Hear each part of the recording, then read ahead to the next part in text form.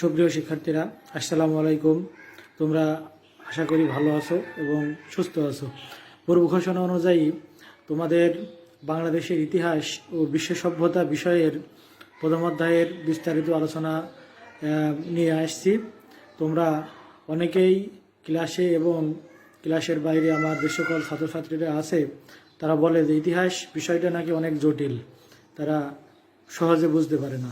তো আমি সাবলীলভাবে সুন্দর পন্থায় তোমাদেরকে অধ্যায়ভিত্তিক ক্লাস নিয়ে বোঝানোর চেষ্টা করব ইনশাল্লাহ। আশা করি তোমরা সাথে থাকবে। ইতিহাস এমন একটি বিষয় যেটা নিয়মিত পড়া উচিত। যদি তুমি নিয়মিত না পড়ো, বুঝতে না পারো, তাহলে তোমাকে মনে থাকবে না। অনেকেই বলে স্যার এখানে শুধু সাল আর সাল, সালগুলো মনে রাখা খুব কষ্টকর। সালগুলো মনে রাখতে হবে বিশেষ টেকনিকের মাধ্যমে, সেগুলো ইনশাল্লাহ তোমাদেরকে শিখিয়ে দেওয়া হবে। চলো আমরা শুরু করি আমাদের আজকের পাঠ। প্রথম অধ্যায় ইতিহাসের পরিচিতি। এই অধ্যায়ে আমরা বিস্তারিতভাবে দেখব যে মৌলিক বিষয়, সংজ্ঞা, ইতিহাসের বিষয়বস্তু ইত্যাদি সম্পর্কে। ঠিক আছে, তো তোমরা সাথেই থাকো। চলো আমরা আজকের পাঠ শুরু করি।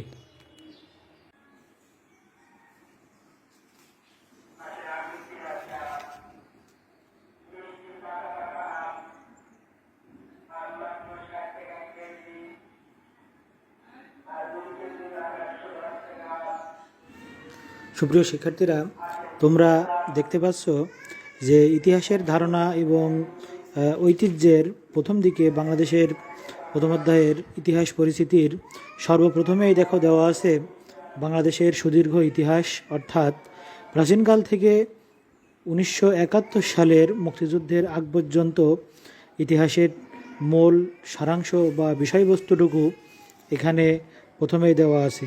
তারপরে আমরা এই অধ্যায় শেষে কী শিখব, সেখান থেকে আমরা যদি অপর পৃষ্ঠায় চলে যাই তাহলে আমরা দেখতে পাবো যে দ্বিতীয় পৃষ্ঠায় রয়েছে ইতিহাস এবং ঐতিহ্যের ধারণা।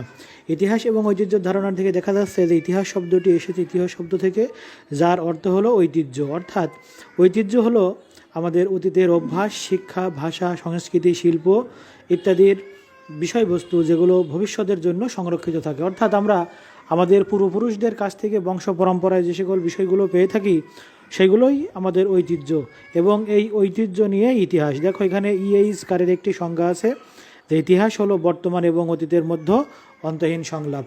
এরপরে দেখো আমরা যদি দেখি ইতিহাস শব্দটি কিভাবে এসছে, এটি এসছে ইংরেজি যে হিস্টোরি শব্দটি গ্রিক শব্দ হিস্টোরিয়া থেকে। সর্বপ্রথম গ্রিক দার্শনিক হেরোডোটাস এটিকে ব্যবহার করেন, যাকে আমরা ইতিহাসের জনক বলে মনে করি। তিনি গ্রিসে জন্মগ্রহণ করেন এবং তার যে বিখ্যাত বইগুলো আছে সেগুলোতে তিনি ইতিহাসের বিভিন্ন বিষয়বস্তু লিখে গিয়েছেন। এবং এরপরে যদি আমরা দেখি যে ইতিহাসের উপাদান, তোমরা দেখো যে ইতিহাসের উপাদানকে সাধারণত দুই ভাগে ভাগ করা হয়েছে। একটি ভাগ লিখিত উপাদান, আরেকটি হচ্ছে অলিখিত উপাদান। লিখিত উপাদানের ভিতরে বিভিন্ন ধরনের বৈদেশিক বিবরণ, দলিলপত্র, সাহিত্য, কাব্যগ্রন্থ ইত্যাদি, যেগুলো ইতিহাসের বিবরণ। এগুলোকে আবার বিভিন্ন ধরনের সাহিত্যিক উপাদান ইত্যাদিতে ভাগ করা হয়েছে, যেমন জীবনী গ্রন্থ, দেশীয় সাহিত্য, বিদেশি বিবরণী, প্রাচীন ধর্মগ্রন্থ এবং অন্যান্য।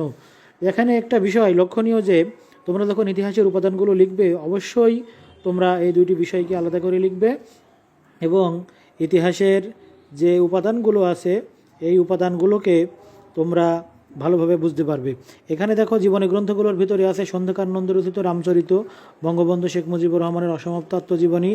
এছাড়া দেশীয় সাহিত্য রয়েছে রাজত্ব রঙ্গিনী, কালিদাসের মেঘদূত। বিদেশি এবং অন্যান্য বিষয়ের সাহিত্যকদের ভেতরে রয়েছে ম্যাগাস্টিনের ইন্ডিকা, ফাইহেনের ফোকুওকি, ইউএন সাং এবং ইউসিকি প্রভৃতি গ্রন্থসমূহাবলী। এছাড়া অলিখিত উপাদানের ভিতরে রয়েছে লিপিমালা, মুদ্রা, স্থাপত্য, ভাস্কর্য, স্মৃতিসৌধ এবং বিভিন্ন ধরনের প্রত্নতাত্ত্বিক ধ্বংসাবশেষ। তোমরা জানো বাংলাদেশের ইতিহাস প্রাচীন সুদীর্ঘকালের। এখানে প্রত্নতাত্ত্বিক ধ্বংসাবশেষ অনেক।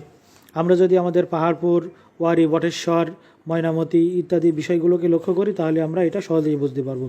এছাড়া লিপিমালা বলতে বোঝায় বিভিন্ন ধরনের রাজা, সম্রাট বা বাদশারা তাদের প্রাচীন রাজত্বকালে এবং তাদের বিভিন্ন ধরনের যুদ্ধে জয়, পরাজয় ইত্যাদি সংবলিত যে সকল বিষয়গুলো লিপিবদ্ধ করে গেছে সেইগুলোই। তাছাড়া আমরা যদি আরও দেখি যে বেসরকারি লিপি যেগুলো বিভিন্ন ধরনের মন্দির, মসজিদ বা অন্যান্য ধর্ম যে অনুষ্ঠান, ধর্মীয় যে উপস্থাপনাগুলো রয়েছে সেগুলোর গায়ে লেখা ছিল। এছাড়া দেখো অলিখিত প্রত্নতাত্ত্বিক উপাদানের ভিতরে রয়েছে মুদ্রা। এগুলো বিভিন্ন সময় বিভিন্ন সম্রাট বা রাজাদের তৈরি মুদ্রা, স্থাপত্য, ভাস্কর্য, বিভিন্ন ধরনের ভাস্কর্য, স্থাপত্য, দেবদেবীর মূর্তি ইত্যাদি, এবং প্রত্নতাত্ত্বিক ধ্বংসাবশেষ যেটা বাংলাদেশের বিশেষ করে মহেস্থানগড়, ওয়ারী বটেশ্বর এবং ময়নামতি, এগুলো থেকে আমরা অনেক কিছু জানতে পারি যেগুলো ইতিহাসের অলিখিত উপাদান। এরপরে দেখো চতুর্থ পৃষ্ঠায় রয়েছে ইতিহাসের প্রকারভেদ। আমরা যদি এখানে দেখি ইতিহাসের প্রকারভেদকে দুই ভাগে ভাগ করা হয়েছে। একটি হলো ভৌগোলিক অবস্থানগত দিক বা ভৌগোলিক অবস্থানগত ইতিহাস, এবং আরেকটি হলো বিষয়বস্তুগত ইতিহাস। ভৌগোলিক অবস্থান বলতে বোঝায় পৃথিবীর বিভিন্ন দেশের ভৌগোলিক অবস্থার উপর ভিত্তি করে সে দেশের সে দেশের যে ইতিহাস রচিত হয় সেইগুলো ভৌগোলিক অবস্থানগত ইতিহাস। এগুলো আঞ্চলিক, স্থানীয় বা আন্তর্জাতিক ইতিহাস হিসেবে গণ্য হতে পারে। অপরদিকে রয়েছে বিষয়বস্তুগত ইতিহাস, যেটা রাজনৈতিক, সামাজিক, অর্থনৈতিক এবং সাংস্কৃতিক ইতিহাস এবং সাম্প্রতিক ইতিহাস। সাম্প্রতিক ইতিহাস বলতে আমরা কয়েক বছরের ইতিহাসকে বুঝতে পারি। এছাড়া দেখো রয়েছে ইতিহাসের স্বরূপ। এখানে ইতিহাস অবশ্যই বস্তুনিষ্ঠ হতে হবে। ইতিহাস হতে হবে মানব সমাজ এবং সভ্যতার অগ্রগতি, ধারাবাহিক, তথ্য নির্ভর। যে কোনো মন গড়া তথ্য ইতিহাসে কখনোই গ্রহণযোগ্য নয়। ইতিহাস কখনো থেমে থাকে না, ইতিহাস চলতেই থাকে, ইতিহাস কখনো বন্ধ থাকে না, ইতিহাস হতেই থাকে। মানব সভ্যতার ইতিহাস অর্থাৎ এই সভ্যতা যতদিন থাকবে ততদিন আমরা ইতিহাস পেতেই থাকবো। এখানে দেখো ইতিহাসের পরিসর মানুষ কর্তৃক সম্পাদিত বিভিন্ন সকলের আওতাভুক্ত। মানুষের চিন্তা, চেতনা, ধ্যান, ধারণা, পরিবার, কার্যক্রম, পরিচালনা, এগুলো ইতিহাসের অন্তর্ভুক্ত। এছাড়া 19 শতক থেকে শুধুমাত্র রাজনৈতিক বা অন্যান্য মার্ক্সবাদী বিষয়ের উপরেও আলোকপাত করা হয়েছে, যেগুলো ইতিহাসের অন্তর্গত। ইতিহাস পাঠের প্রয়োজনীয়তা অনেক। ইতিহাস পাঠ যদি আমরা করি তাহলে আমরা বিস্তারিত বিষয় সম্পর্কে জানতে পারবো। এবার তোমরা দেখো যে এখানে কতগুলো প্রশ্ন রয়েছে, যে প্রশ্নগুলো তোমরা ভালো করে দেখবে এবং এই প্রশ্নগুলোর উত্তরগুলো যদি ভালোভাবে করতে পারো তাহলে তোমরা সৃজনশীল লিখতে পারবে। সকলকে ধন্যবাদ।